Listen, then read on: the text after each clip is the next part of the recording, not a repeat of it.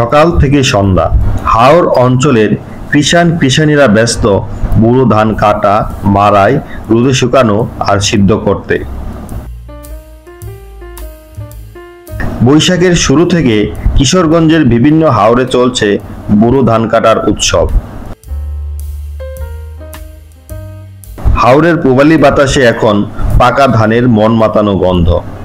কেউ ধান কাটছেন, কেউ বা যন্ত্র দিয়ে ধান মাড়াই করছেন, আবার কেউ বা সেই ধান রোদে শুকিয়ে গুলায় ভরার চেষ্টা করছেন। প্রচন্ড দাবদাহে মানুষ যখন ঘর থেকে বেরোতে পারছেন না, সেখানে হাওর অঞ্চলে কৃষক ভাইয়েরা বলছেন ভিন্ন কথা। এত গরম, এত রোদ, কিন্তু আমাদের রোদ লাগে না, গরম লাগে না, বরং আমাদের আনন্দই লাগছে।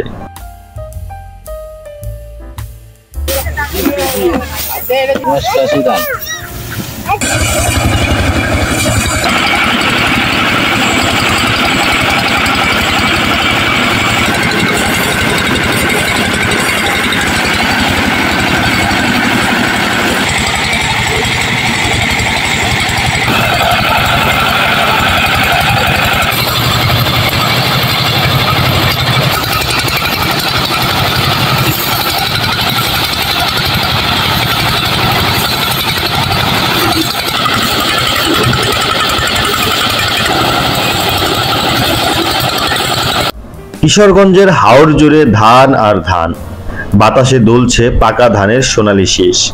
দাবদাহের মাঝেও কিশোর কিশোরী সহ নারী পুরুষ সবাই মিলে ধান কাটা, ধান মাড়াই আর ধান সিদ্ধ করার মাধ্যমে ব্যস্ত সময় পার করছেন। এবছর ধানের ফলন ভালো হওয়ায় দাওয়ামারির রং ছড়িয়ে হাসি ফুটছে কৃষকের মুখে।